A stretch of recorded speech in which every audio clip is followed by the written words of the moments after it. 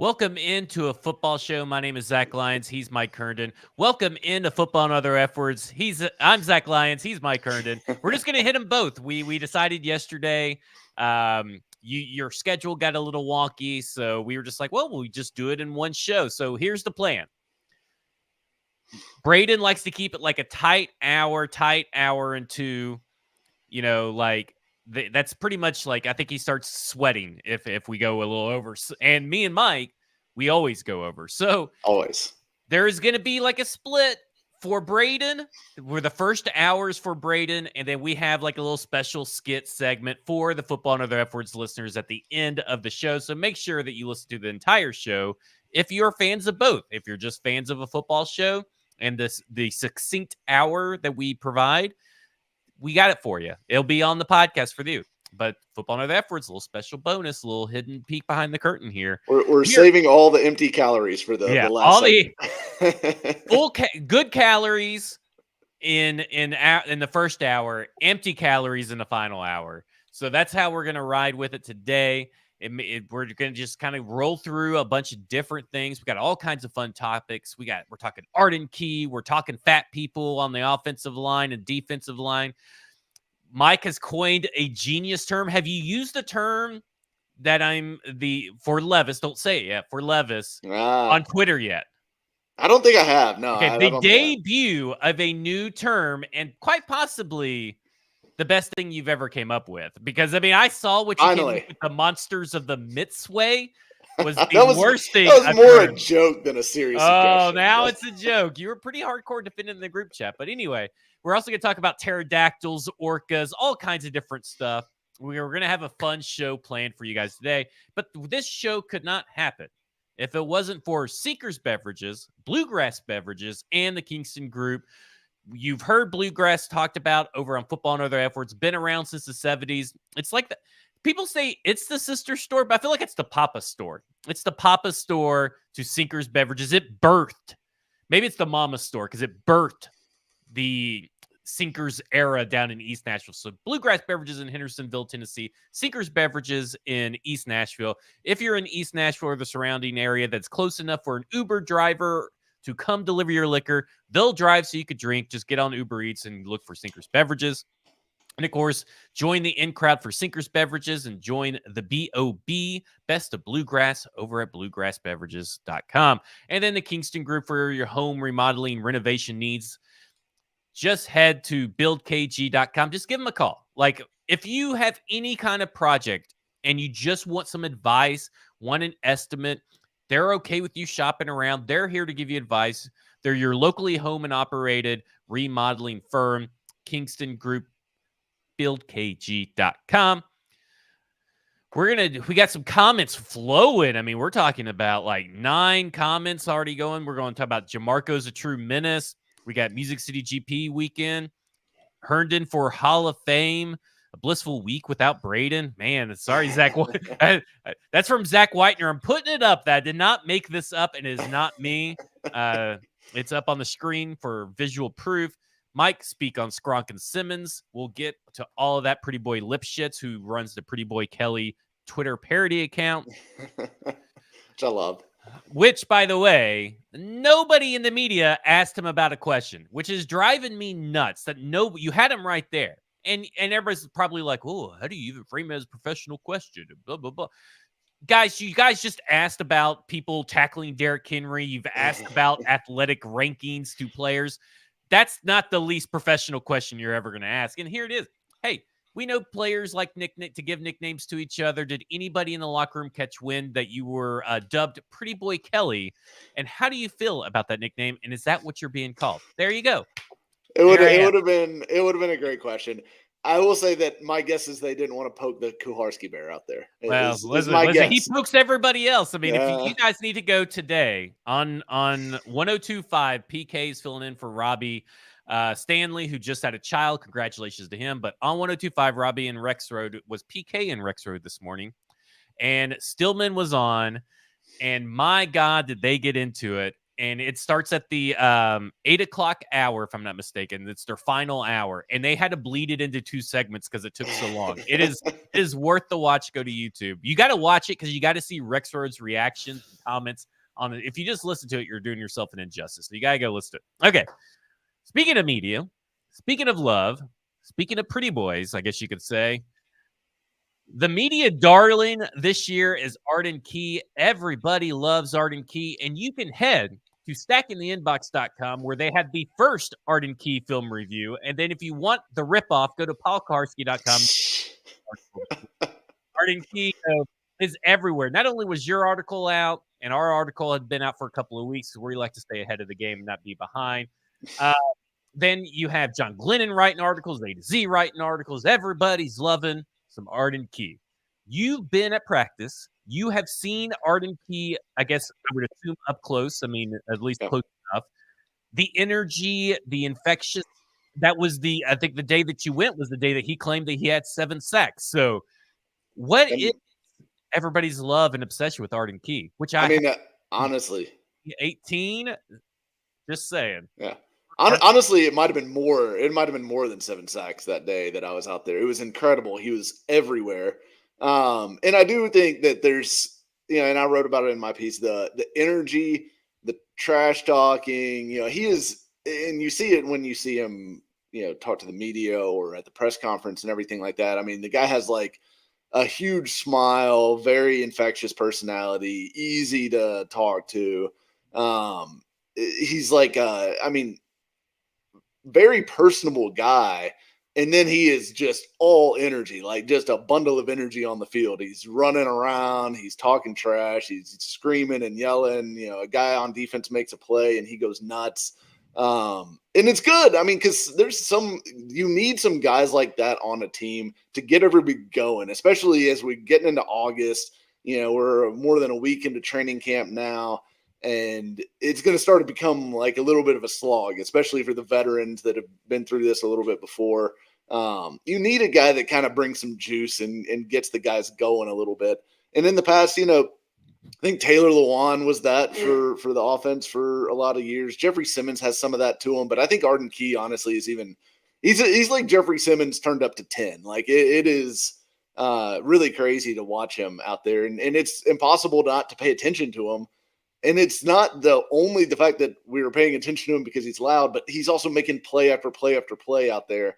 And it was super impressive. And I do think when I wrote about him, it was very early in the offseason. I think even before free agency opened, I previewed like the edge market. And he was the very first guy that I mentioned because I was like, if you want to find a buy low guy that could turn into something, like Arden Key is it. And the fact of the matter is they gave him more guaranteed money than they gave DeAndre Hopkins or any other free agent that they signed this whole offseason. He's like one of the few that has a true multi-year deal, right? That's what's funny. He's basically the only one that is contractually almost guaranteed to be here in 2024. So I think that's telling. I think I think Rand Carthon knew what he was as far as the energy in the building and things like that. And then, as I mentioned in the piece, his pass rush win rate, which is always very difficult to say out loud, has gone up every single year that he's been in the league. I think it started at it was pretty low. It's like 8. Let's see here. I've got it in front of me. All right, 9.1%. The acronym's not any better, by the way. PRWR is kind of hard to get out there as well. Tough. So 9.1% in 2018, 11.2% in 2019, 11.6% in 2020. And then he jumped up to 11.8% in 2021 when he went to the Niners. And then last year with the Jaguars, he jumped up to 13.8%. So increasing every year. And this last year was the biggest jump that he's had. So I think it's indicative of a guy that has talked this week about being in better shape, spending more time with his preparation. He learned, from Trent Williams, getting in the cold tub before practice to wake the body up and stuff like that. This is a guy that's taken football a lot more seriously throughout the course of his NFL career. And I think that's starting to pay dividends for him in production. He's always had the talent. Like, he was a super talented guy. He was like, a lot of people thought he was going to be a first-round pick when he was a sophomore at LSU, and he had that I season. pounded the table for him back in 2018 because I thought that anybody that can get Arden Key, and this was really Vrabel's first year, right? So, like, we didn't really know what Vrabel was, but you kind of got the feeling that Vrabel would be able to was going to be a good coach. I felt if anybody in this league that comes from a defensive background can get Arden Key to reach his potential, it was Mike Vrabel. And I harped on it. And, man, for like 2 years, I was like, man, this is really going to be bad. I don't know if this is going to turn out good.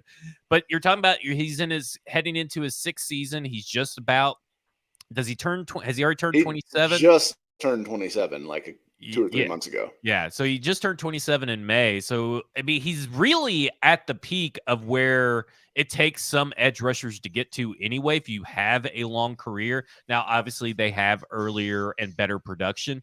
But this doesn't mean that he can't be productive. And really, I'm all in on the Arden Key. I have been for a while.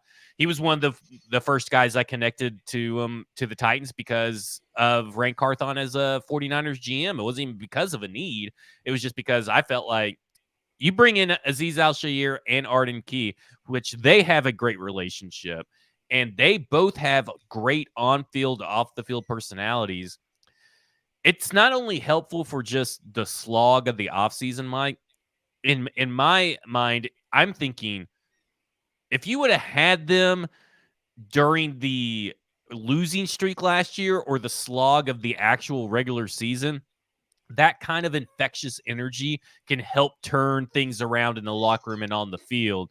And the defense didn't really have a problem with that because, I mean, Jeffrey Simmons was pretty good. But these guys, you're right, they are both like a step above. You know, David Long, he was trying to get there. It just never really felt like he put it all together. It's like he was like 3/4 of the way there in terms of personality on the field.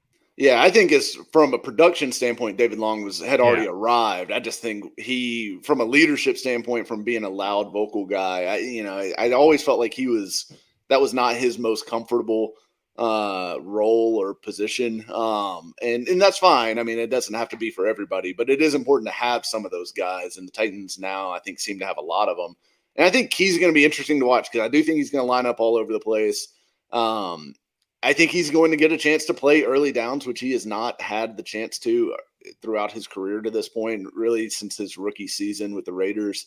And it's going to be interesting to see how that goes. Because, I mean, look, last year with Jacksonville, he had the highest run defense grade of his career. He graded out at 75.1, I believe, or something like that. 60 is average, by the way. Yeah, 75.1 is a very, very good score from a run defense standpoint. Now, he wasn't asked to do it a ton. But when I watched the film and everything, the reps that I did see, he did a good job. I mean, I think he was using his length, and he was able to anchor against power. You know, there's a clip that I put in my article of him working against Tyler Smith, who is a very powerful tackle.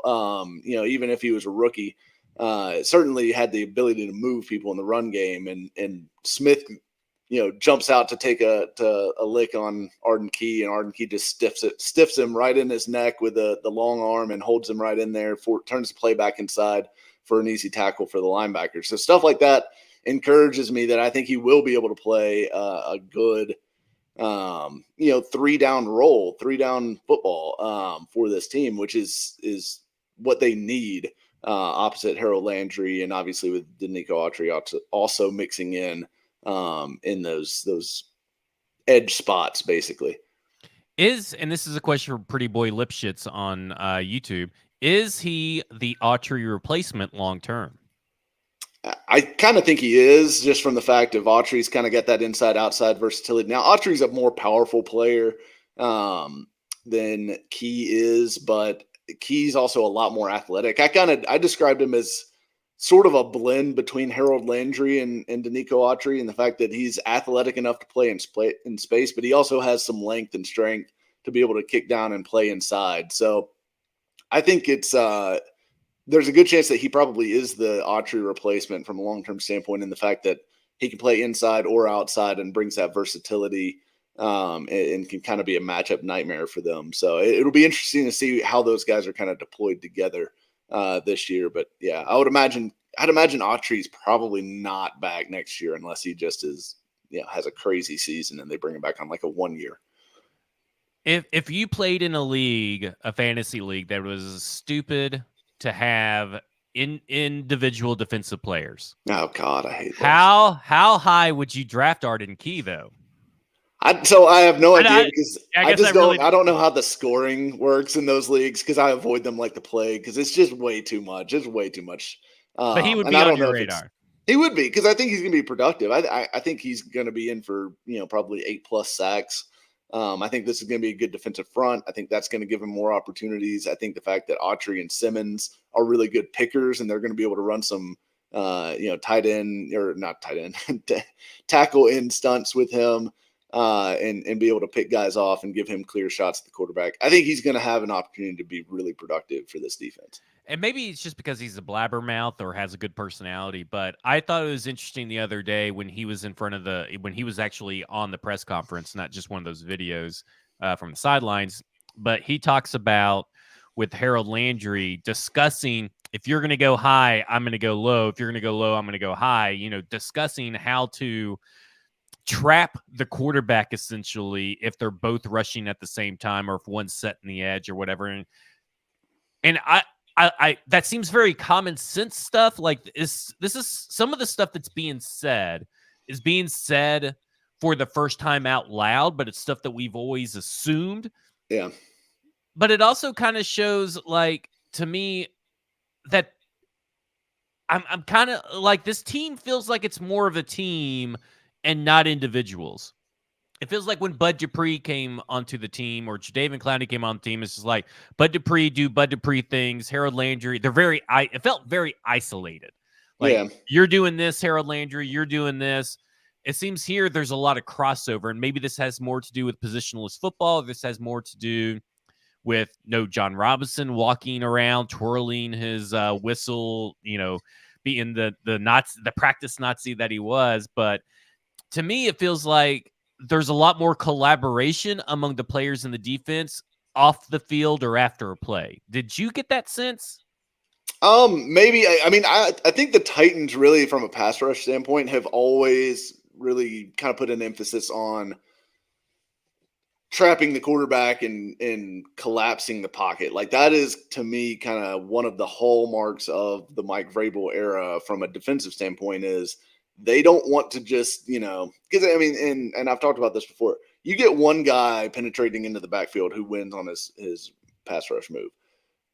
That guy can be avoided in the pocket by an elusive quarterback, which is more and more the standard in the NFL these days.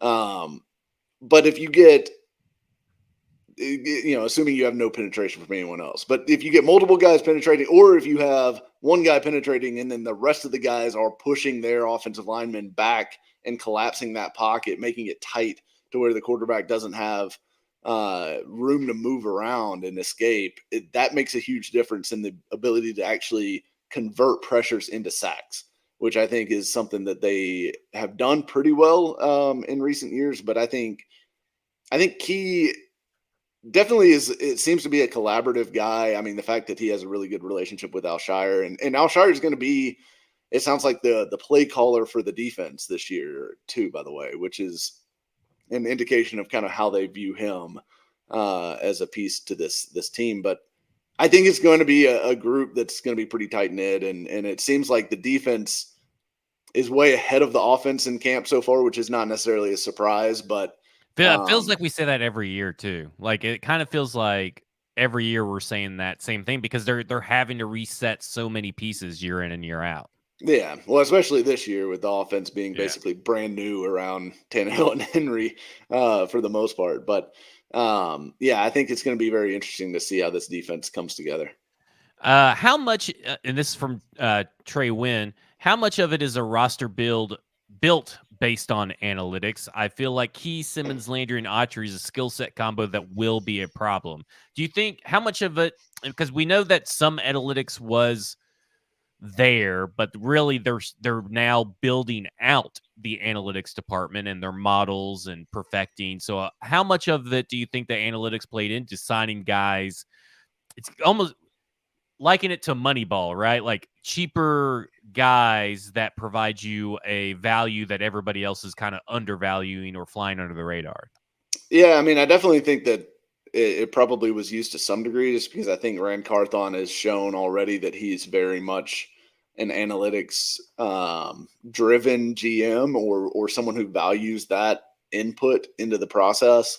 I think they probably, I think all 32 teams subscribe to PFF Ultimate or whatever it is, where they get all their Didn't really charting. feel like the Titans do, but we'll see. Well, I mean, they probably do now. Yeah, but I mean, you look at a guy like Arden Key versus a guy like Bud Dupree is a good example, because Bud Dupree was an analytics nightmare. Like, he was always a guy that his sack production those 2 years when he had, the big sack numbers in Pittsburgh, that led to his big free agent contract, according to analytics, were mostly empty numbers. Right now, there were also some numbers that suggested that when he was on the field, the Pittsburgh defense performed at a much higher level. And I think that is a factor. Like, that is a part of analytics as well.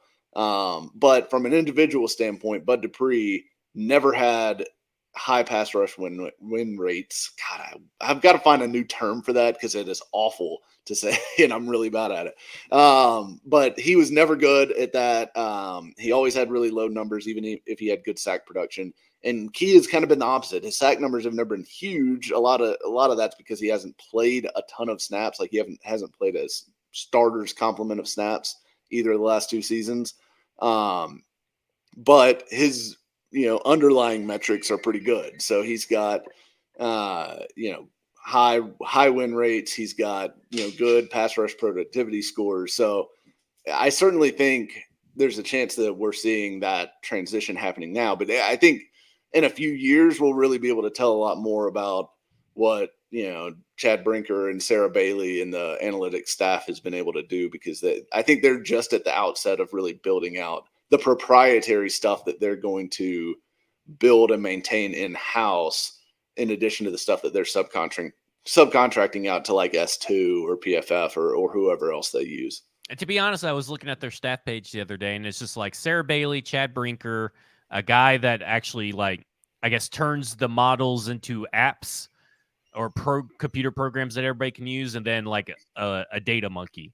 And that's pretty much it. It's like still very small. So it's I don't know.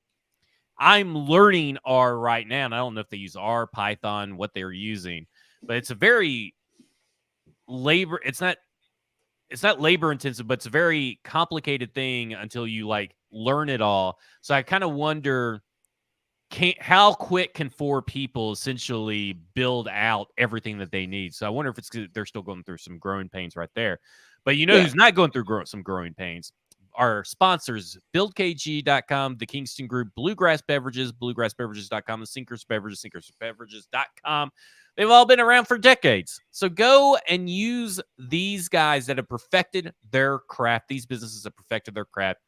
Bluegrass the Sinkers will tell you what you tell them. Say, listen, I want some brown water.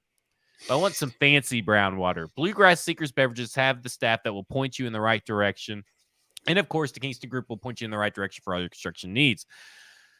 Let me tell you who's going in the wrong direction. And Arden Key is forcing them to go in the wrong direction, this defensive line. And that is the offensive line. And we are here at it seems like our regular screaming at each other, the great Hog Molly debate, part 50, where we disagree about the ceiling or the likelihood that this team can turn it around from the offensive line. There are 3 articles over at StackingInbox.com, 2 by me and 1 by Trajan Watkins, where I say it's time for a rebound from the offensive line and do a case study on it. And then Trey's talking about the lack of urgency at the Titans at right tackle. There's a lot of storylines revolving around this. Surprisingly enough, out of all the local media, PK is the most positive about the offensive line, and positive in a pretty positive manner about it. He's like, it's going to take time, blah, blah, blah. And he brings up a point, which he may have picked up from StackingInbox.com, because he made the point after I made the point, talking about how the scheme can mask the offensive line's deficiencies. So it will be a lot of this is going to be Tim Kelly and the pass catching weapons doing some heavy lifting for the boys up front. You hate this offensive line. You tweet about it incessantly. I'm sick of it. Pin it to your profile and just retweet it. You don't have to type out the same message every time, but you hate them. And that's okay. That's your opinion. It will ultimately be proven wrong. But what I hesitate to ask what your confidence level is, but why aren't you giving him the benefit of the doubt or a clean slate that Tim Kelly has been given? I'm giving him the benefit of the doubt and a clean slate. I've never said that this is guaranteed to be a terrible offensive line this year. I'm just saying that none of these guys are proven. Like, none of them are proven commodities, which is a factual statement. Like, Andre Dillard has played 9 NFL games.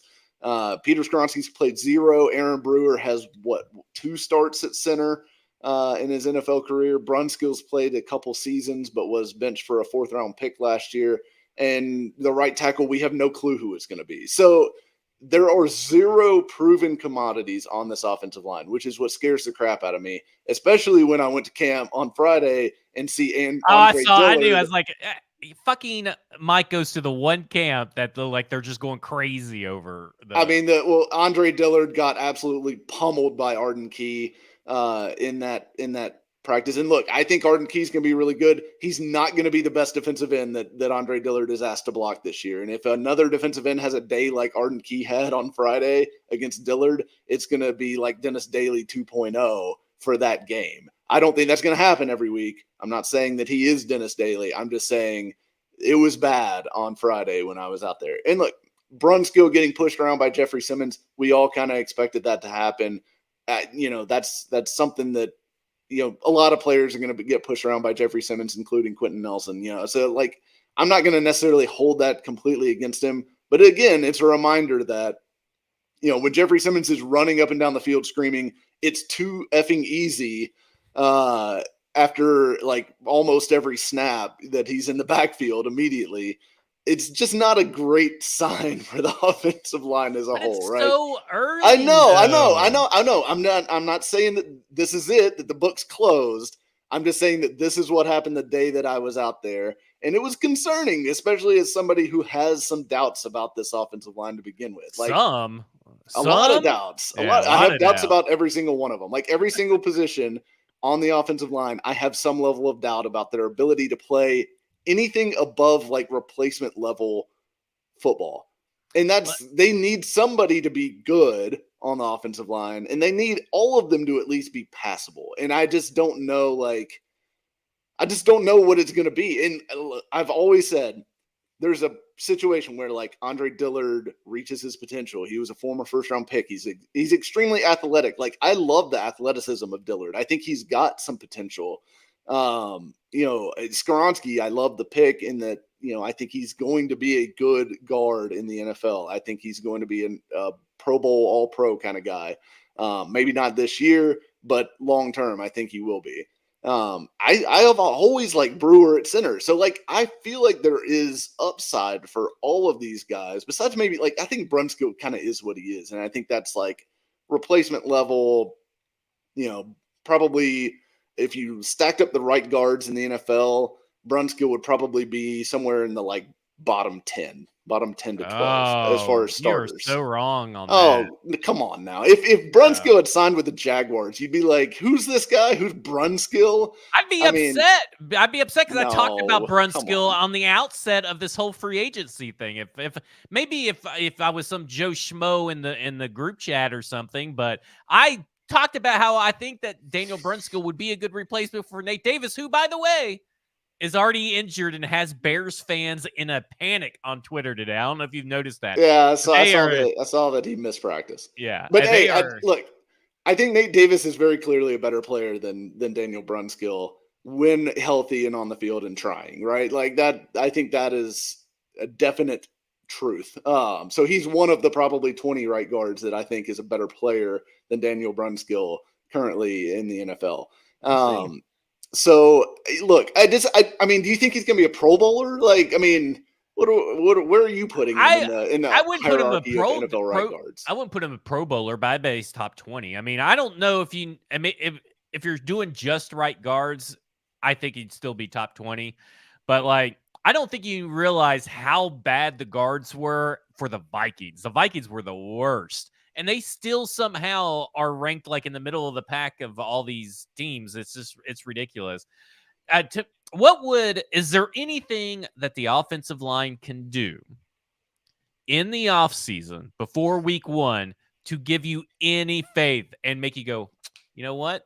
Maybe I was a little mean on these little fellas.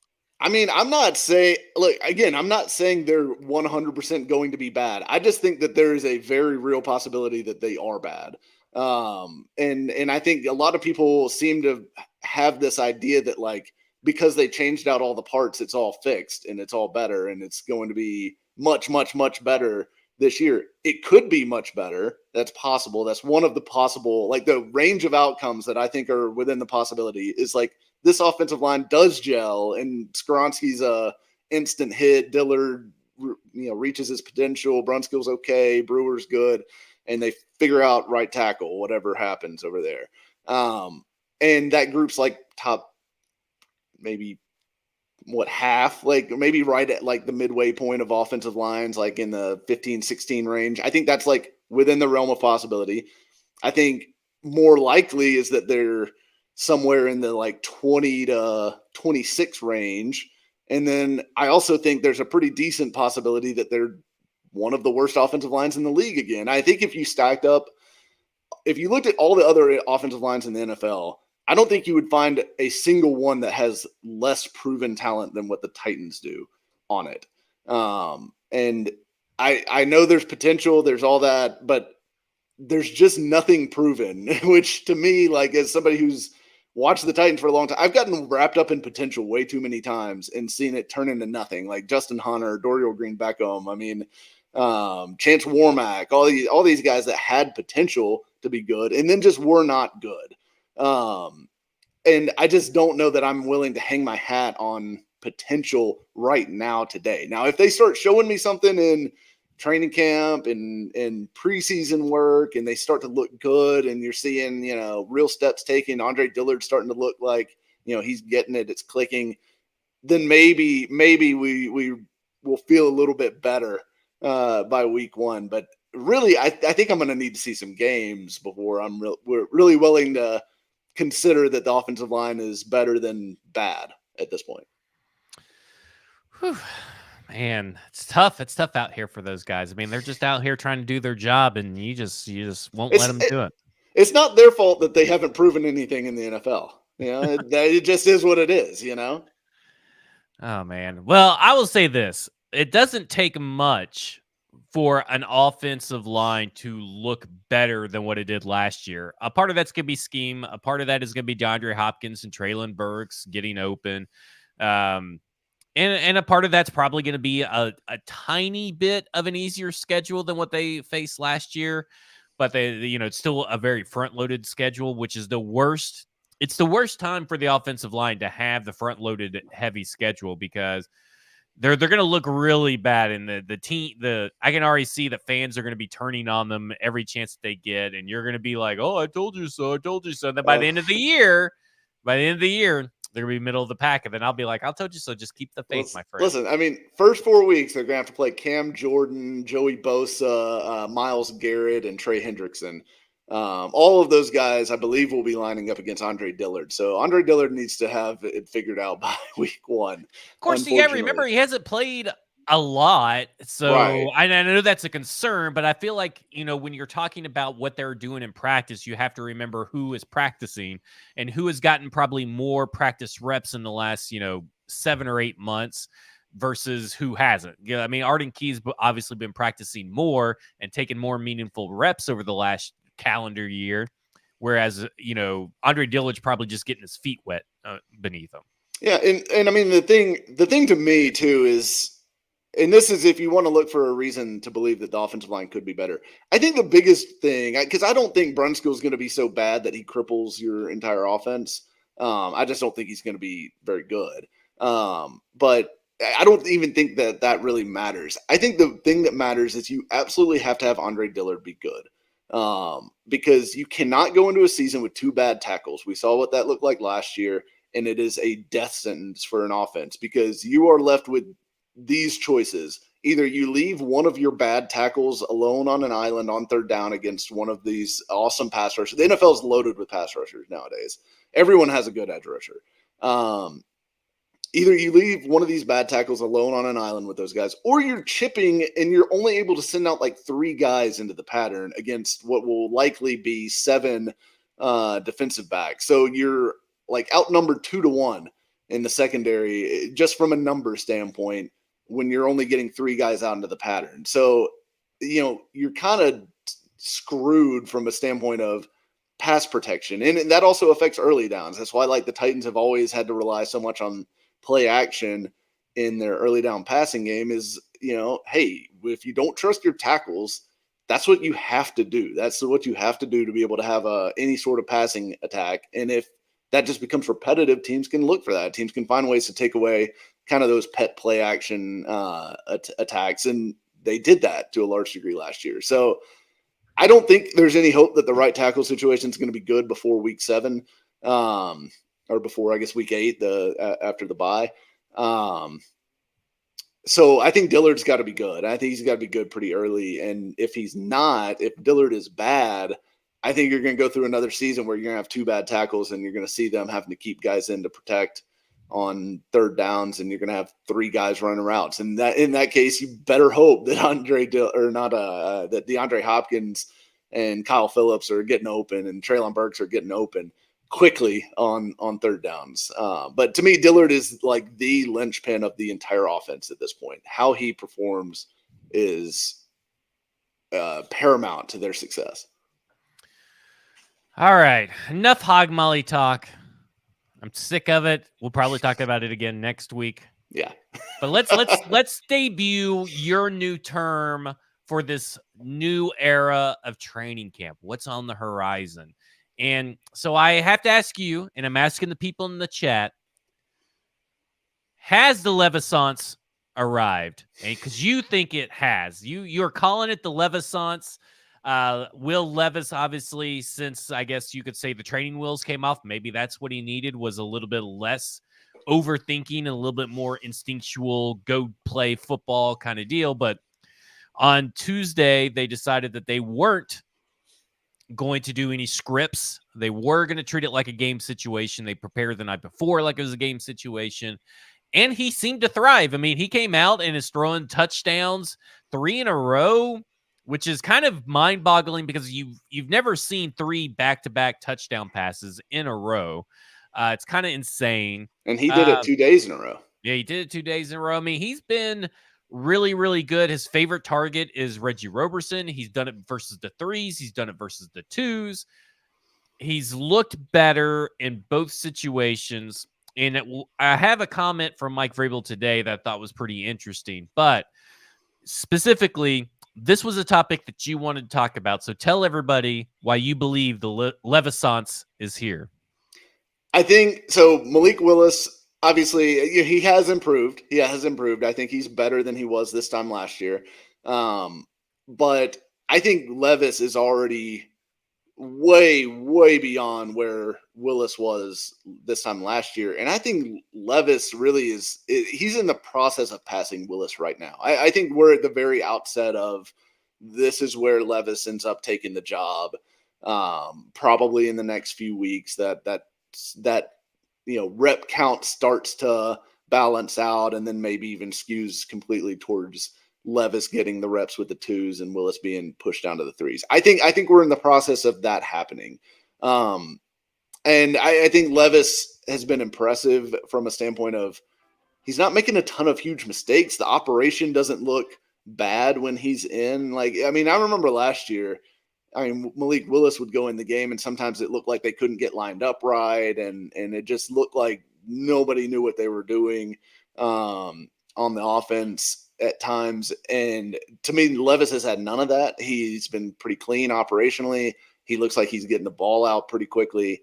And obviously the accuracy has been pretty good. I mean, if you look at his numbers as a whole over camp that Jim Wyatt's been tracking, I think he's completing close to I think it's in the high 60s, which is what he was at Kentucky, a high 60s completion percentage kind of guy. If you look at Anthony Richardson, I think Anthony Richardson might be below 50% right now, just based on some of the practice reports I've seen out of Indy.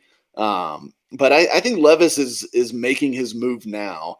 And I think he's shown enough that I'm pretty convinced that he's at least an NFL, like, bottom level starter kind of quarterback right now. Like, I think you could put him on the field and be okay. Would you rather have Will Levis or Desmond Ritter? I think I'd rather have Levis. I'd rather have Levis. Yeah. And I do like Ritter. I'm still intrigued by Ritter. Me and you are big Ritter guys and stuff, and so you are team Will Levis right now. Yeah. Is that a little bit of homerism? I don't know. I mean, I haven't gotten to see Ritter up close, like at practice. I see the little clips that circulate from like Drake London and Bijan Robinson and everything that go around Twitter, like everybody else. But I haven't gotten to obviously see him at practice or anything. I thought he was okay last year in the game situations that he got to play in, and I guess from what I've heard from Atlanta is that looks like a guy that's that they're excited about at least. So I'm interested to see what Ritter looks like this year, but I think I'd rather have Levis. Levis just has a much bigger tool set. I mean, he's a bigger guy. He's got a bigger arm. His upside is way higher than Ritter's, in my opinion. And I think Ritter's ceiling is probably, and I think we talked about this last year. It's kind of like, Tannehill. Like, if he's Tannehill, but could win in the playoffs, or if he's Tannehill, but doesn't have the just mind-numbing interceptions every now and then. I think that's his ceiling. I think Levis's ceiling is higher than that. So I'd rather give me the high ceiling guy who's already showing signs that he belongs. Very interesting. I thought that you may go with Desmond Ritter, but it's just very interesting. I mean, I can't say that I disagree technically. I just did think it was pretty interesting. So with the Levis-sance, we still have Malik Willis, in him. They're not battling, they're competing, I guess. I don't know. Said they don't want it to be combative, the competition. But I thought it was interesting about something that Malik Willis, or that something Mike Vrabel said about Malik Willis. And I want you to tell me if I'm reading too much into it, because we know Vrabel is a guy that carefully crafts what he says. He was asked about, is it nice to see, or how do you feel about the improvement that you have seen from Malik Willis compared to where he was last year? And he said, in terms of development, I don't like to really dwell on the past. I don't think the past is important. And we have talked on Football and Other F Words and a football show, how that if you're starting from the bottom, your improvement from way down at level 11 to 10 can still look like glaring improvement, even if it's just a couple levels jump. I think that's what Mike Vrabel is getting at. I think he's just saying, hold the phone. He's not quite there where he needs to be yet, but we do like what we've seen. But I don't want to compare it to last year, because then I couldn't say nice things about Malik Willis. Yeah, I mean, I do think Willis is. I think Willis has taken steps forward, and I think they're not going to say anything bad about him right now either, right? I mean, I think Vrabel has gone out of his way to say some nice things where he didn't necessarily have to, which I always think, if you ask Vrabel a question point blank about a guy and he says something about him, I think that's one thing. When you ask him a general question and he goes and brings up a guy out of nowhere, I think that's a different thing. And he's done that with Willis a couple times. So I do think he really is. And let me also say that the media is sometimes a tool that a coach uses to pump up a guy that maybe he thinks needs some confidence, or maybe he, wants to reach that way and say some nice things, get a little bit of, see if maybe a little push with a positive message could help him. I think that's sometimes, a tool that is used by coaches. But, I think ultimately, I still think Malik is going to make this team at the end of the day, and they're going to end up keeping him around as the emergency third quarterback to have on game days. And then, possibly a backup for Levis next year or trade bait, So I think that's where we're headed with this thing. It's just going to be a slow road to get there. And they'll never admit any of those things, but I think that's where we're going to end up. Yeah, that's kind of where I'm at too. It just feels like that is the way that it's going to go. I will say this.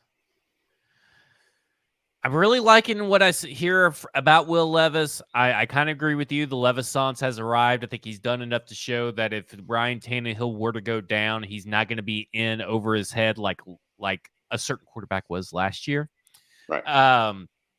And they may be able to do more with it. I hesitate because there was a discussion this morning. Again, we'll go back. This was actually Wednesday evening on. I always like to tune in for Jared versus Joe where they're arguing, and I think where we're at is like if you're gonna pose the question of ceiling. And you don't want to put a realistic ceiling on it, then you probably don't need to have the discussion at all because you're going to have, because we've had this discussion, we're going to, ceiling just means like, oh, anything could happen. Yeah. But with Malik Willis waiting in the wings, Malik Willis is improving. I thought it was interesting that Jared last night said that his ceiling, Malik Willis's ceiling, and this is a discussion about ceilings, if Malik Willis reached his full potential, he still wouldn't be as good as Tyrod Taylor in the NFL. Oh. What do you think about that statement? Isn't that a ridiculous statement? That's kind of crazy. Yeah, I mean, I was at least going to give him Jacoby Brissett, I mean, come on. No, I think Malik Willis's ceiling is probably higher than that. I mean, I guess it depends on what you believe to be a improvable trait. Like if you think that his pocket awareness, his ability to kind of read a defense and see downfield and stuff like that is just something that cannot be improved, I suppose that could end up being what his ceiling is, but I don't think that's true. I think that's stuff that you can improve on, and I think that's why Willis does still have a chance to become like a starting level quarterback at the NFL level at some point for some team. I don't think it'll end up being this team, because I think Levis is going to be better than him, but I could see Willis being a starter for some team in the NFL at some point in his career. Yeah, I thought it was interesting that like that's what they went with, is that like, or that's what he went with. But it's just terrible. Yeah. Okay, so we're nearing the end. We got a couple more people that we want to talk about before we get to the football and other efforts portion of this. Bluegrass Sinkers Beverages, the Kingston Group, buildkg.com. Go support these locally owned businesses. We got a pterodactyl on the rise. He's flapping his wings and he's rising from the ashes, almost like a pterodactyl phoenix. And that man is a guy that we both were pretty high on heading into last offseason, an undrafted free agent. And he's getting a lot of love from his position coach today. And you put out a tweet insinuating that he is fighting for that number one spot based on the defensive lineman's coach's words. And that man was the new kid on the block, Jaden Peavy. So I ask you, Mike, are you concerned about Tier Tart, or is Jaden Peavy just that good? There's a lot of PV buzz coming out of the Titans world right now, as far as, I mean, it was even before training camp started that, there was reports that were trickling out there about, the Titans really like what PV's done this offseason. Shane Bowen talked about it. Terrell Williams has talked about it now. I think Mike Vrabel's talked about him. And they're all glowing in what they say about him. And look, PV's a guy that I was intrigued by last year because you just don't have that many like 6'5". I think he's like 309 but has like 35.5-inch arms, which is a rare arm length. I mean, I think his wingspan is over 7 feet. So he's built more like an NBA basketball player, but he also weighs 300 pounds and has, a lot of power to his game as well. Super talented guy, very intriguing skill set. And it seems like the light has come on. It sounds like he's dropped some weight compared to where he was last year. And to me, Terrell Williams, when he said, because I think the question was asked, or it was posed as, what does it mean for Jaden Peavy to get a chance to work behind guys like Tier Tart and Jeffrey Simmons? And he said his response was something along the lines of, I'm not saying he's working behind any of those guys, and he's got an opportunity to earn a role, and everything's going to be earned around here, which is a little bit of coach speak. But I also think they're playing him at nose tackle, and I don't know if maybe they're trying to maybe light a fire under Tier Tart's ass if they felt like he spent too much of his offseason worrying about his contract and all that stuff, and not being focused on getting ready for the season or what. And I'm not saying there's anything to be alarmed about Tier Tart right now, but they like Peavy a lot from what I can tell. And it'll be very, very interesting to see how reps are distributed. Cause I think I told you with the day that I was out there at camp, I was like, holy crap, Peavy's out there early.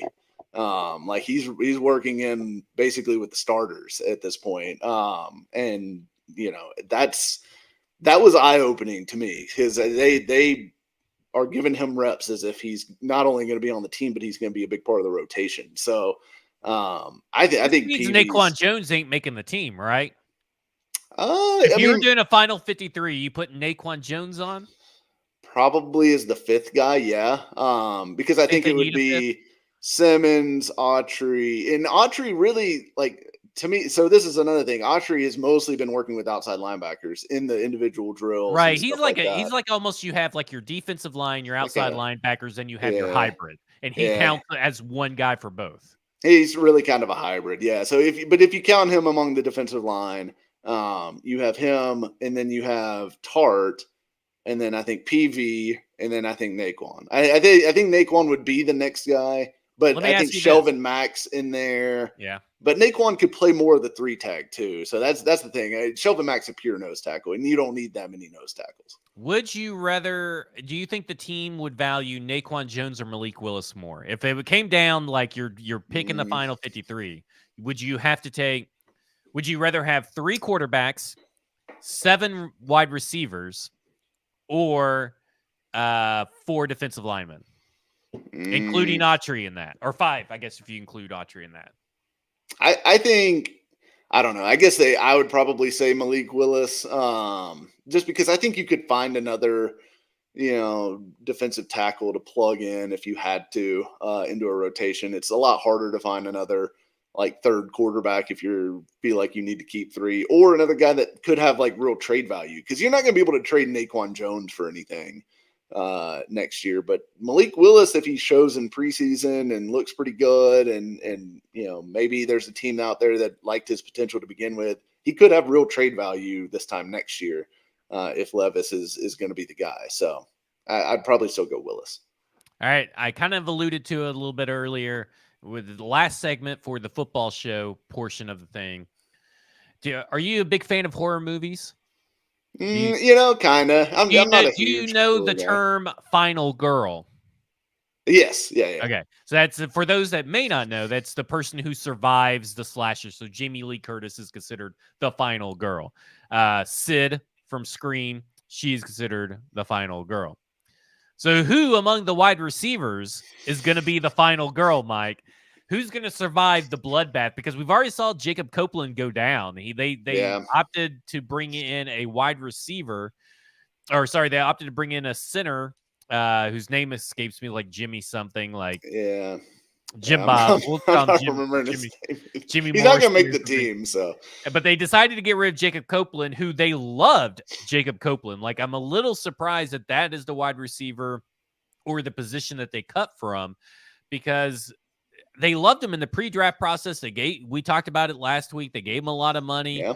So I'm a little shocked that Jacob Copeland was the one that was shown the door, especially with the return, situation still up in the air. So here's who I have as locks. And so this is going to be 6 people.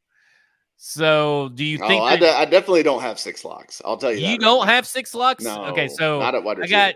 Wow, really? I'm interested to hear this. So I think you agree. You may agree with Tyler, I would assume, of Tic Tac Titans. But I say that it's obviously DeAndre Hopkins, Treylon Burks, Kyle Phillips. There's 3. Yeah. Chris Moore. There's 4. and number 5 is NWI.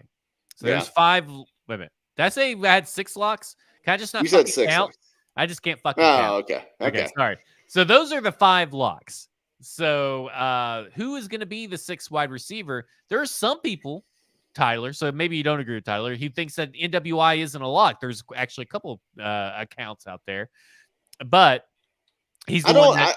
I don't think he's a complete lock. You don't think he's a complete lock? NWI is not a complete lock on this team. I don't think so. No. Wow. I think he was before DeAndre Hopkins, but I think now that's really in doubt because I think Chris Moore can play multiple positions for them, and I think Chris Moore's better than NWI as a receiver.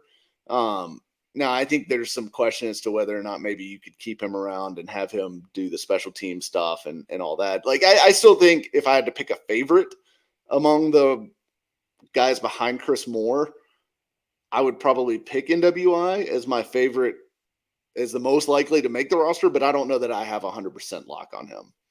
Wow. I'm pretty surprised by that. Now, Stoney agrees with you. He goes, I don't think so either. He has a conspiracy theory that they only brought NWI back as veteran insurance in case the Hopkins deal didn't work out. So your 4 are the same top 4 that I got. Yeah. Because they love Chris Moore. They're gushing about him. So I guess that Chris Moore is there. Maybe they don't need NWI. Okay. So let's say NWI gets cut, which would be super surprising to me, but not so surprising to you. So maybe I'm in the minority. Maybe because, I mean, it's you, Tyler. I think A to Z was kind of posing this question too. So maybe I'm in the minority on this one. But NWI is cut. Obviously, you're still going to carry 6, right? Do you if NWI doesn't make it, you still think they carry 6? So that leaves 4. That leaves 2 positions. Is it Reggie Roberson, my guy, and Colton Dowell? Who are the other 2 if NWI is not one of them? That would be my 2 right now. Now, I will say Trayshawn Harrison, the UDFA out of Oregon State, and Gavin Holmes, the UDFA out of Baylor. Both of those guys impressed me when I was out there. And I've heard good things about them on the days since I've been out there as well. So I think those are kind of your guys that are in the mix. And Mason Kinsey's still around. I don't think he's going to make the 53. And I honestly think at this point they need to be done with him. If he can't make the 53 in his 4th year, it's time to move on. Yeah, it's time to move on. And I have nothing against the guy. It's just if you're not good enough to make your 53-man roster by the time you're age 26 or 27, whatever he is now, you're not gonna.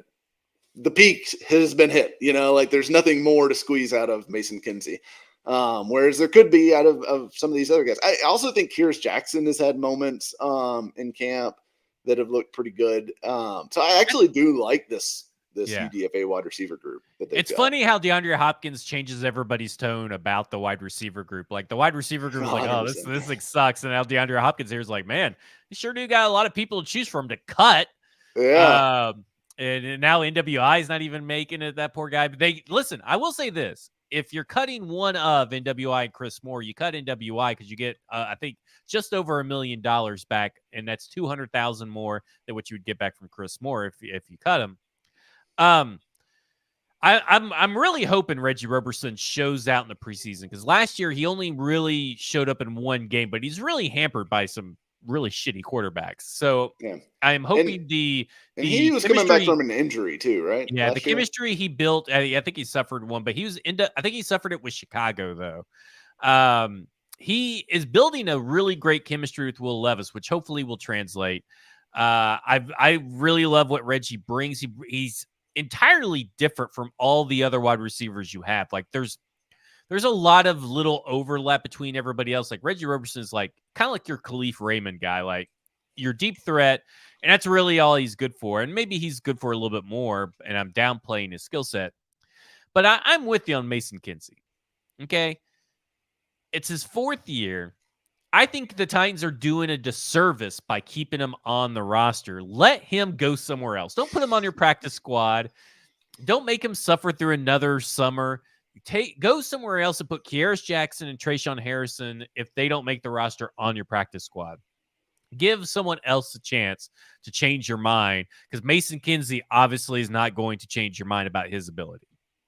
Yeah, I agree. I think it's time. It's time for them. They've got to find someone who has more upside than Kinsey at this point. And they should have some guys like that. I mean, I really think, what we've seen from some of these young guys, that are the rookies, especially, and Roberson, it's enough for me to think that, like, yeah, you need to keep them around just to see what you can develop out of them, because they all have higher ceilings than what I think Mason Kinsey does at this point.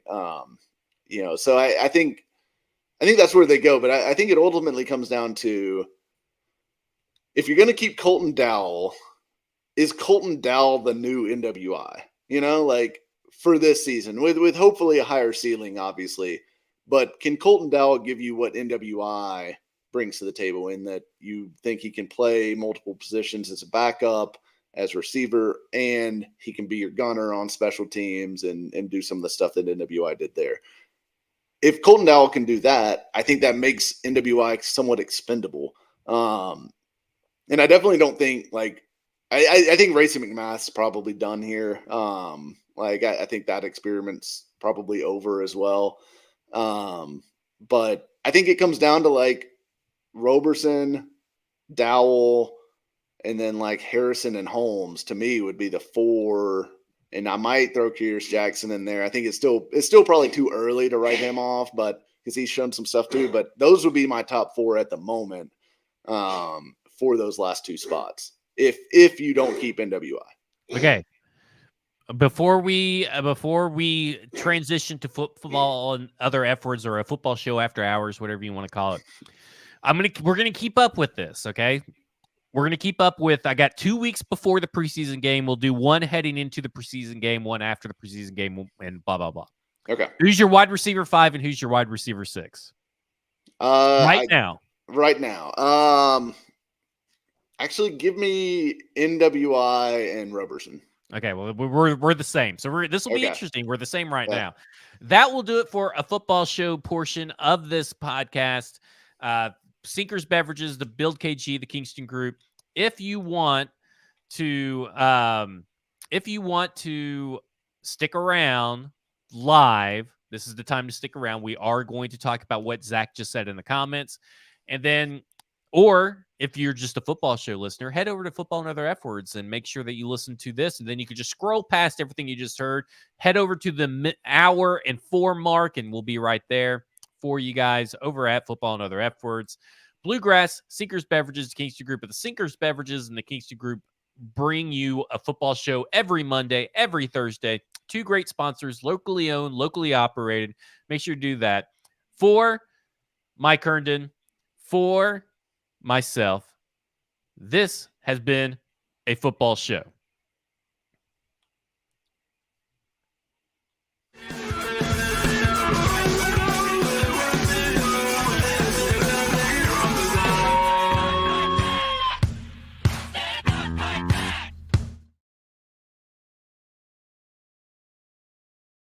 And that'll make it easy for Braden. And here we are. Welcome to Football and Other F Words After Hours. We're going to be talking about now. You thought we wouldn't talk about it, or maybe you thought we forgot. But my God, the Indianapolis Colts are a disaster. It was already alluded to in the comments by Zach Whitner. Are Orcas more valuable than running backs in the NFL? Because Jim Irsay definitely thinks so. He's willing to pay $20 million. $20 million to help an orca find the ocean in fucking Miami. Like, just throw that thing over, just take a crane and just move it. I mean, it's just, the ocean is fucking right there. But he's willing to donate $20 million to that, but will not do anything for his star running back, Jonathan Taylor. What are your thoughts on this, Mike? I mean, how insane is it that this this owner is going to do that? Jim Irsay is absolutely unhinged at this point. And, like, I mean, I thought it was crazy last year when he basically, he stepped in and he forced the Matt Ryan benching on Frank Reich, and then he fires Frank Reich, and then he allows he hires Jeff Saturday, who's had a losing record as a high school coach in his only coaching experience. brings him in, and then allows him to put Matt Ryan back in before making him bench him again.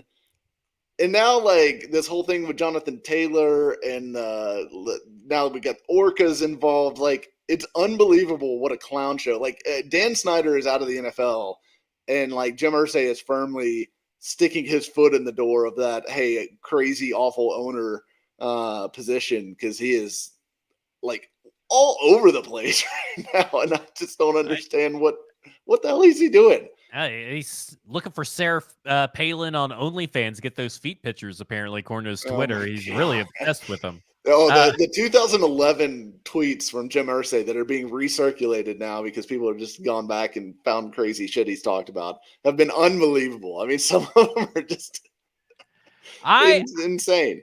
I'm at this point, though, where I'm with you. I said it on Monday. It's like when you're in a friend group, right? And someone leaves the friend group, that creates a vacuum. And someone has to be the punching bag in a guy friend group. I don't know if it's like that for women, but it is for men. There's always like a punching bag where you kind of all make fun of the same guy. Maybe sometimes a little too much, but if he leaves, someone else becomes that guy. That is what Jim Irsay is, or Dan Snyder was to Jim Irsay. Dan Snyder leaves the fellowship of NFL owners, and here comes Jim Irsay as the guy. I cannot think right now off the top of my head of a owner that is in the situation that Jim Irsay has created for himself. I mean, even Jerry Jones knows when to shut up. It does not seem like Jim Irsay is he's getting a little too big for his britches. I mean, Mark Davis can't get a passable haircut, but he at least knows when to be quiet about his running back situation. Like, he's not out there, they're out there actively tweeting out. About. Yeah, they're even saying that he probably doesn't even know how to work Twitter, but they're putting out right now that they're still trying to hope to get negotiations done with Josh Jacobs. Jacobs, yeah. Jim Irsay's just like, fuck no, I don't want to fucking do this. Yeah, and let me say this too. Like, I do think losing Jonathan Taylor hurts the Colts quite a bit, especially since, like, I think that wasn't the whole plan. The whole thing everyone talked about was, well, it's going to really help Anthony Richardson that Jonathan Taylor's there and can take some of the pressure off of him, and they're at least going to be able to run the ball really well and bring him along slowly. Well, that shit's all gone out the window because I mean, look, Evan Hull is interesting. But he's not Jonathan Taylor. I mean, he's good, but I mean, I don't think he's ready to carry a major workload while Zach Moss is missing time. Yeah, I mean, yeah. Now Zach Moss is hurt, and Zach Moss was so pedestrian anyway. Zach Moss was basically Hassan Haskins without the domestic violence or whatever. But I think it's a disaster for the Colts that this has fallen apart the way it is. And look, it also makes them look bad. It makes them look so stupid. Free agents. I mean, good luck selling free agents on coming there when, and Zach Kiefer profiled like all the Colts, all these Colts players that have wanted out and have asked to get out over the past 9 months. And it's like, Nyheim Hines and some of these other guys that are actively trying to get away from the team and talking about how great it is once they get off that team. It's a like low key dumpster fire, and it's only low key because the national media for some reason is completely in love with the Colts everything and just cannot quit the Colts. But this team has been a joke for a while, and we've been all over it here on Football and Other F Words, making fun of them as they've evolved into the laughing stock of the AFC South, which is, I mean, what a turn of events that the Colts, after the Andrew Luck era and the Peyton Manning era and all that, they are now the joke franchise. I mean, they're even a bigger joke than the Texans right now. I mean, well, it shows that their dysfunction was greatly masked by generational talent of quarterbacks. Yes. Yeah, I mean, Irsay wasn't some visionary owner. They fell ass backwards into Peyton Manning and Andrew Luck, and that buoyed their franchise for 20 years or 30 years. Tony Dungy had put out a tweet. I always forget that he's on Twitter, and I don't follow him.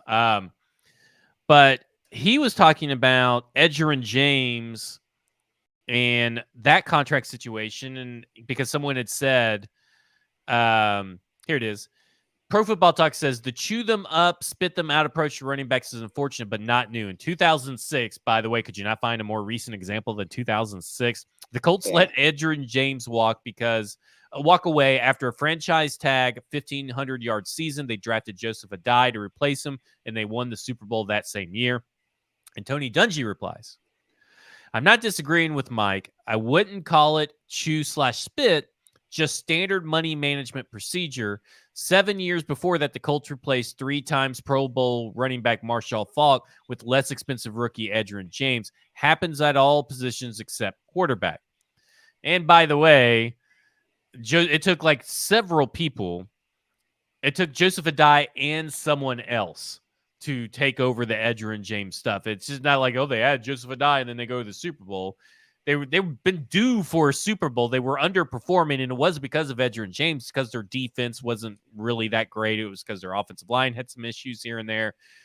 It wasn't because, they drafted Joseph Adai and a rookie running back. That must mean that that's the reason why they won. No, it just how it happens in the NFL.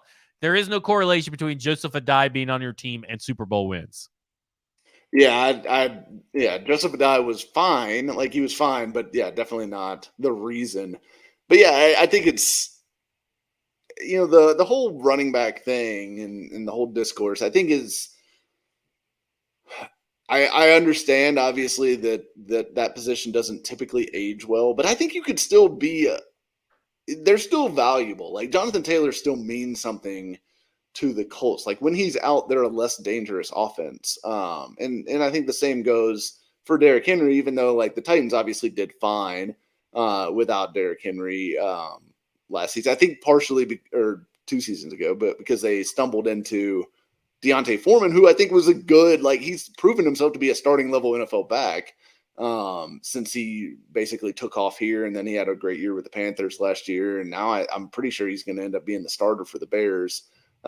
Would be my guess. So I think we are all hard on running backs, but when they're 25, 26 years old, you could certainly sign them to a reasonable 3-year deal that gives you some outs and stuff like that. I mean, I'm sure Jonathan Taylor, maybe he's asking for $16 million a year, but like, couldn't you find a way to structure that without like making it cap crippling? I mean, you paid a guard $20 million a year, and Shaq Leonard, Cole Kmet got a lot of money. It's like because the Rams were dumb giving a lot of money to Todd Gurley, who had major knee issues, right? Like, I mean, it was ridiculous. Now everybody's gun shy, and then a couple of years later, Ezekiel Elliott gets a lot of money when he probably really didn't deserve that. When you look at metrics, I think there's a way to balance the stats, the metrics, and the money. They just have to be willing to do it instead of going with this excuse making and blaming the CBA when the CBA is not the problem.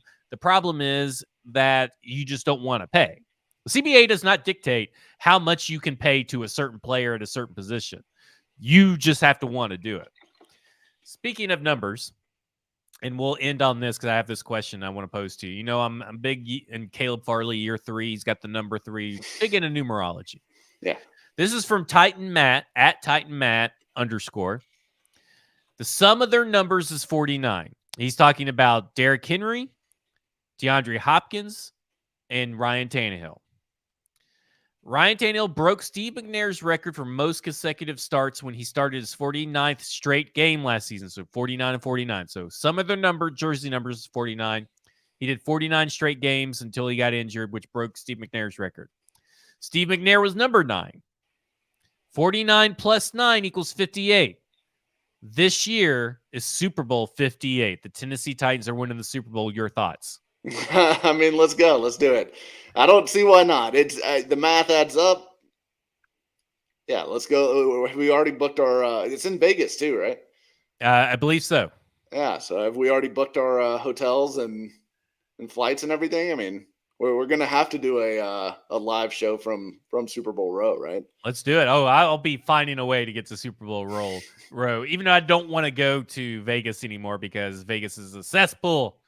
It's totally overrated. It's like Tunica to me now. I don't want to go. It's like New Orleans. Don't want to go. See, I still enjoy Vegas. I don't know. Like maybe if we go like and stay at the pool and do sports books and stuff, then yeah, I'm in. I think it's the other stuff that's all involved in spending money and staying inside at casinos. Like I guess maybe I need to change my perspective on how to approach Las Vegas. Yeah, I really don't enjoy sitting at a blackjack table for like 5 hours anymore, like I did when I was in my early 20s. But I will say I like to go and do the shows and like do good food. Like they have really good restaurants there and stuff like that. So as a food and entertainment person now, not so much a party person. Yeah.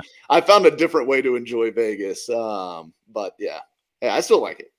Zach Whitener says his goal is to have one of his tweets read on the show one day. Well, hopefully you've had one read before, because right now there are no tweets anymore. So you'll never have one read. And I'll also say that most of the time, if you're having your tweet read on the show, it's not a good thing. We're usually making fun of it. Yeah, it's an X now, and now it's not retweets anymore. We have the official terminology of a repost, and a quote post. I refuse to go along with the doesn't matter. You're going to look like the foolish one, because in 10 years, nobody's going to know what the fuck you're talking about. What's a tweet, granddad? That's going to be your Twitter/X will be out of business before 10 years from now. Last thing, Jamarco Jones. We didn't talk about this in our Hog Molly talk earlier. Yeah. But Jamarco Jones, oh my, this guy cannot stay in practice because I doesn't seem like he's doing a dirty hit from the way that TD described it, but it is a dirty hit in the sense that they don't want to practice that hard. You're supposed to protect your teammates. I guess I should say it's not an illegal hit. It just may be an excessive force hit. He's been kicked out now of his third practice, 2 practices this year, 1 practice last year. People forget that like one of his first days he was fighting with Taylor Lewan. They got into a fight. We know that Mike Vrabel has said on Bus with the Boys that he loves fire. He loves some scrappy mentality. But I think this is going too far. How much leeway does Jamarco Jones get, considering the public support that Mike Vrabel's put behind him in 2 years, talking about their history and what he brings to the table, considering their depth as well? Because if they cut Jamarco Jones, they do save $2 million in cap savings, but they're in kind of a bind, a mess of their own, a mess they're partially responsible for, and a mess that MPF has created as well. So at what point is too much for Jamarco Jones, and you think that Jamarco Jones isn't going to be on this team anymore? I think he's going to end up having to be on the team. And I mean, obviously, if he gets in a fight for 10 more consecutive practices, eventually is 10 the level. I mean, like how many fights does he have left? Yeah, maybe 4 more. I think 4 spread more throughout training camp. Now, if he does like 2 or 3 in a week, maybe that's the limit. But the crazy thing is, he had the fight with Lewan last year, which was the thing where it's like, why are you fighting someone in your own position group? So obviously Jamarco Jones has some sort of anger management issue, which can sometimes be a good thing for an offensive lineman. But you'd like to see him take it out on, in a healthy way, in a legal way. Jake Nelson at the beginning of the show said, #get Jamarco a therapist 2023, #give peace a chance, Jamarco. I mean, look, they don't have a whole lot of options, right? Like our boy John Ojukwu, unfortunately, like the Ojukwu awakening seems to have died down a little bit. Like he's not been rotating with the top groups. Since. It got reported today. Someone had put, I'm assuming this is Jim Wyatt. For the remainder of the practice, Jones, who had been the second team right tackle on Thursday, was held out of team drills, with Nicholas Petit-Ferrer stepping into the second unit and John Ojukwu taking the third team reps, which sounds like Chris Hubbard today was getting the main reps, unless it was Jalen Duncan, because they didn't really specify who it was, but one of those guys were getting the first team reps. So then Ojukwu got the third team reps, didn't even get the second unit reps. Like, he did not get bumped up. It looks like he stayed status quo. I mean, at some point, though, that stuff bleeds into a game, right? Does Jamarco Jones turn off the killer instinct for a game? I mean, can he risk putting him out there? You definitely think he'd turn it up, right? And I mean, I guess it depends. Like, I mean, he's played in NFL games before, and I don't remember him necessarily being like a flag magnet when he was in Seattle. So I don't know. Maybe it's something that it's just hot and it's just training camp, and this is just something that he doesn't deal with well for whatever reason. And he has a different mindset or maybe they're mean to him in the locker room. I don't know. Maybe he gets picked on or something like that. Who knows? Maybe. But it's definitely an odd thing that he keeps getting kicked out of practice and fighting with different people and stuff like that. And it obviously needs to stop because he sadly is probably their best option at right tackle. I mean, it's definitely him or Hubbard. If you're just trying to get by for 6 games, I maybe Duncan and Ojukwu have more upside long term, but you also have to suffer the rookie growing pains if you're going to stick them out there for those first 6 weeks, and then you're going to end up probably going back to NPF anyway, so you're not going to necessarily get the good part of the rookie development this year. Do you keep both Hubbard and Jamarco Jones in your opinion? Probably. Okay, so you do think, because I was going to say, because if you had to choose one, aren't you going to choose the guy that's not getting into fights and costs you less? Probably. I mean, I think both of them can play inside too. Like, they both have guard versatility and have played guard at the NFL level before. So to me, those are probably 2 guys you keep. I think because really you're going to keep at least 9, if not 10 offensive linemen to start, and NPF won't count against the 53. So you're going to keep your starting 5 whoever you want to plug in between Jones or Hubbard there. And then let's say it's Jones. And then you've got Hubbard, Levin. I mean, right? Like after that, Jalen Duncan probably makes a team. And then maybe Ojukwu and Roos as your 10. If you keep 10. So I think they both probably do end up making the team. Interesting. Okay. I think the guy that's going to prove me the wrong the most in this season is blank. This is going to prove you wrong or me wrong? You. That's me framing the question for you to say, oh, well, the guy that I think is going to prove me wrong, but it's you. Okay. All right. Yeah, I think Christian Fulton's going to prove you the most wrong. That was my choice. I said that on Monday. Okay. It seems like that was going to be mine. So, like, mine would be Christian Fulton. He's going to prove me wrong. But I don't know if that's a good thing long-term for the Titans because it's in a contract year. But he'll prove me wrong in the sense that what he did away from the team mattered more than being with the team. So he'll prove me wrong in that regard. I feel like maybe he'll stay healthy. He had a little hamstring scare the other day. And I'm not rooting for him to get injured. I don't want to make it sound like I'm rooting for him to get injured. But I think that Christian Fulton will prove me wrong on stuff that I've said about him that doesn't really pertain to what he's done on the field, because I've always thought that he's been a very good player when he's healthy and on the field. To me, my answer will be Chig. I think Chig will prove me the most wrong. And not that I haven't been in on Chig for a while now, but when Chig was drafted, I very much thought Chig was only going to be like a rotational backup kind of tight end. I did not think he could handle, like a tight end 1 kind of workload. And obviously that is what he's going to be for this team. Like, there's no doubt about that. So I think he's going to prove me the most wrong as far as like what my thoughts were of him coming into the team. Yeah, I think my concern, because Pretty Boy Lipschitz puts on there, and Harold Landry's not going to prove me wrong. He hasn't proved me wrong yet in all of his seasons. But Pretty Boy Lipschitz brings up a good point here. Is there any chance we re-sign Fulton? And that's been my issue with the idea that if he plays really well, he's playing really well in a contract year, he's extra motivated. How does he stay motivated if he were to get a second contract? It's very scary to sign a guy like that. But you also want to keep a guy it's a delicate balancing act, but he's really going to have to put on a damn show for me to feel very comfortable. He's going to have to be better than what he was in 2021. In 2021, he was excellent. If Fulton is let's just say, in PFF grades aren't everything, but let's say PFF has Fulton as one of the top, say, 15 corners in the NFL. Are you re-signing him? Whew, I don't know, man. The cornerback market's just so it's kind of getting to where the wide receiver market is, but it also is a guy that's been kind of injured. It's kind of like a David Long, right? Like David Long was the guy that everybody thought was going to get paid big bucks, and he didn't.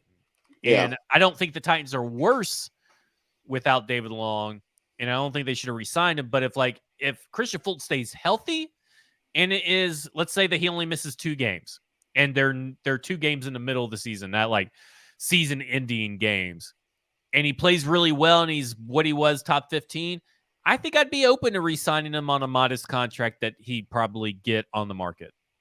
Yeah, I would. I feel like I would feel the same way. Like if he plays at a really high level, because the thing is, I don't think there's another outside corner on this team currently that you could say is like a 1 potentially besides him. Like, because you've got McCreary, who I think they want to play him inside. It seems that seems to be where that's headed. Sean Murphy-Bunting is on a 1-year deal. I think he's going to be fine. I think he'll be a help to this team. I don't think he's a 1, and I don't think he has the potential to be a 1. Farley, I mean, if Farley was ever healthy, but like obviously you can't count on that at this point. So I think Fulton's really the only one with that potential, and so unless you're going to go out and spend big money or draft one really high, and obviously you have other needs that you're still going to need to fill between offensive line and any number of other positions where they could use some additional support. I think you're going to probably need to replace Denico Autry. There's plenty of spots where they could use a high draft pick. What is this dog doing? Is this dog barking or coughing? Is it dying? He's coughing. He's driving me nuts with this. But yeah, that's Louie. He's getting old, and he's got like this old man wheeze that he does. Yeah. So, but yeah, I think Fulton will be tough to replace if they don't re-sign him. If he plays well, right? And he's got to play well, and he's got to probably play 17 games. Like if he missed 1 or 2 games, I guess maybe you could let it slide, but he can't be missing 3 or 4 or 5 games and hope to be back, I don't think. All right, that will do it for us. We covered a lot. That the little extra bonus for those that listen to football and know the F words. You may be a little startled at the beginning of the show because I'm not going to go back and change the intro music. It's just going to be whatever football show is. I'm gonna make it easy on me. But I hope you guys enjoyed this episode, a special episode of a football and other F words show. Mike Herndon at Mike Herndon NFL on X. I am on X at FWordsPod. I'm going to change these little logos down here, too. Oh, yeah. You've got the little birds on there. Yeah, I got the birds still on there, and I got to shoot those birds down. But follow us on X. Repost our stuff. We greatly appreciate it. On paulkarski.com, a piece about Arden Key. The offensive line is the big talk of the week over at stackingtheinbox.com. Film Friday's coming up, depending on when you listen to it. But every Friday, Stoney Keeley has a piece out.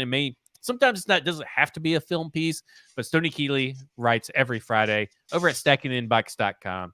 Subscribe to both those. Subscribe to the YouTube channel at 440 Sports. Make sure to turn notifications on because we're going to have some great stuff coming on the YouTube channel this year. For Mike Herndon, I'm Zach Lyons. This has been Football and Other F Words, and you have just been effed.